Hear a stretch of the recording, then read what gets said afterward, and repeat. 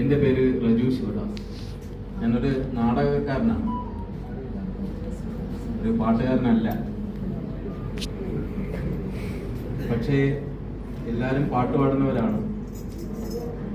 കാലം ഇങ്ങനെ വല്ലാതെ വെളുത്തു പോകുമ്പോൾ നമുക്ക് പാടാതിരിക്കാൻ പറ്റില്ലല്ലോ.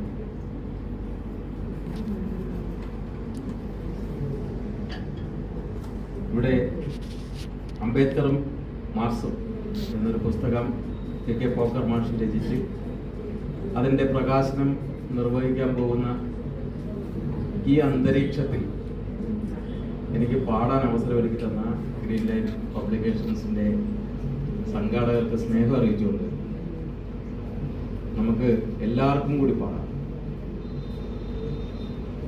മാർക്സും ആണ് ഈ അന്തരീക്ഷത്തിൽ ചർച്ചാ വിഷയമാകുന്നത്.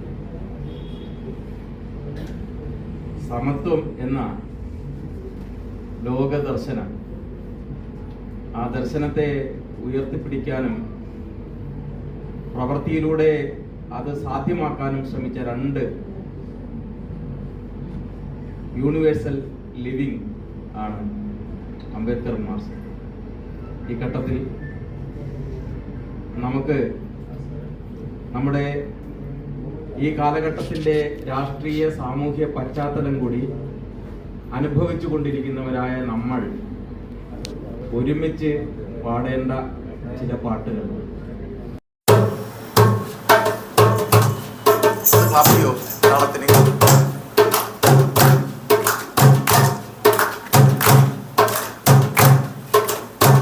എന്തിനാണ് നമ്മൾ തമ്മിൽ അകലം?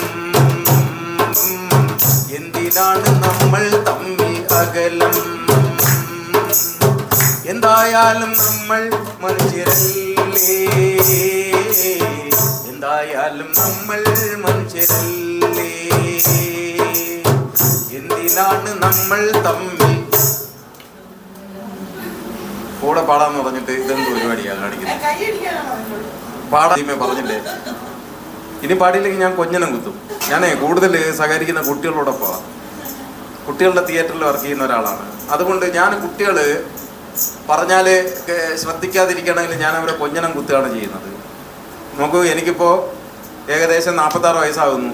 ഈ വയസ്സിൽ ഞാൻ എൻ്റെ കുട്ടിത്തം കളഞ്ഞിട്ടില്ല. അതുകൊണ്ട് തന്നെ ഞാൻ നിങ്ങളോട് എപ്പോഴും കലഹിച്ചുകൊണ്ടിരിക്കും. എന്തിനാണ് നമ്മൾ തമ്മിൽ അകലം? എന്തിനാണ് നമ്മൾ തമ്മിൽ അകലം? എന്തായാലും നമ്മൾ മനുഷ്യരല്ലേ, എന്തായാലും നമ്മൾ മനുഷ്യരല്ലേ. കയ്യടി ശബ്ദം ഉച്ചത്തിൽ കേൾക്കണം.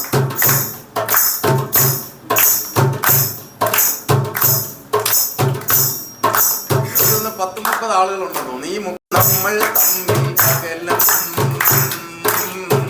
എന്തിനാണ് നമ്മൾ തമ്മിൽ അകലം? എന്തായാലും നമ്മൾ മനുഷ്യരല്ലേ,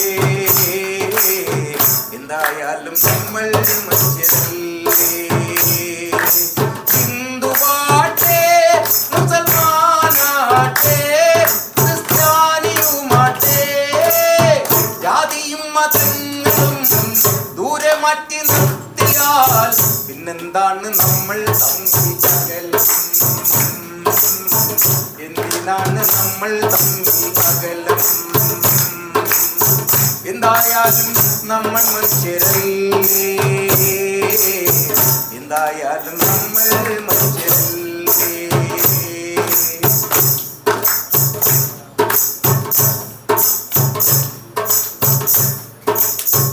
ചില ആളുകൾ എപ്പോഴും കൈയടിക്കാൻ മസിലും പിടിച്ച് ഇങ്ങനെ ഇരിക്കുക കേട്ടോ.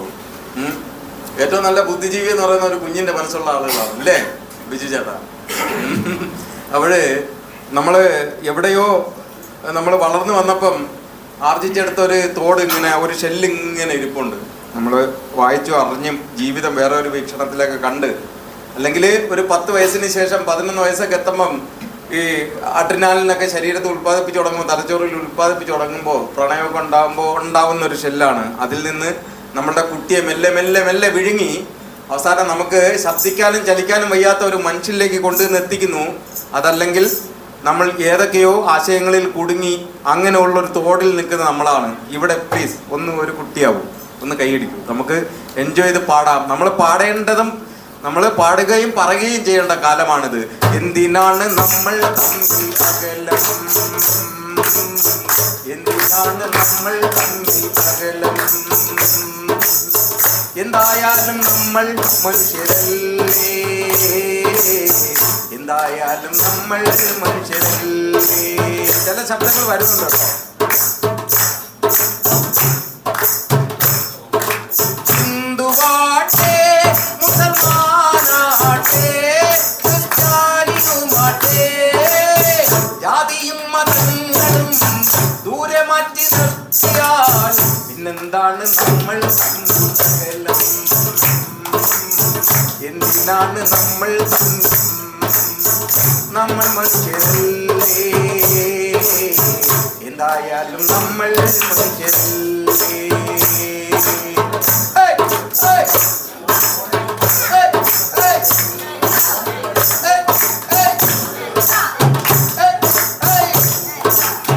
പാരമ്പര്യം മാറ്റിയാലും പാത വേറെയായാലും മാതാവും പിതാവും നാളെ മാറുകില്ല മാളൂരേ.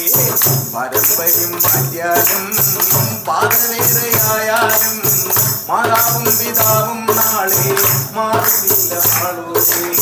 പാരമ്പര്യം മാറ്റിയാലും പാത വേറെയായാലും മാതാവും പിതാവും നാളെ മാറുകില്ല മാളൂരേ. പിന്നെന്താണ് നമ്മൾ തമ്മിൽ അകലം, എന്തിനാണ് നമ്മൾ തമ്മിൽ അകലം, എന്തായാലും നമ്മൾ മനുഷ്യരല്ലേ, എന്തായാലും നമ്മൾ മനുഷ്യരല്ലേ.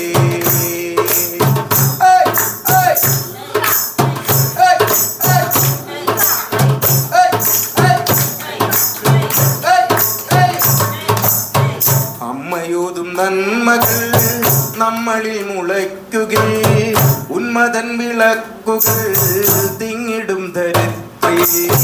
അമ്മയോതും നന്മകൾ നമ്മളിൽ മുളയ്ക്കുകേ, ഉന്മതൻ വിളക്കുകൾ തിങ്ങിടും ധരിത്രി.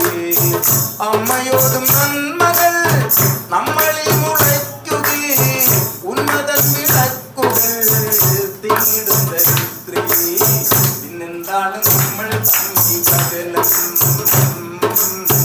എന്തിനാണ് നമ്മൾ തമ്മിൽ അകലം,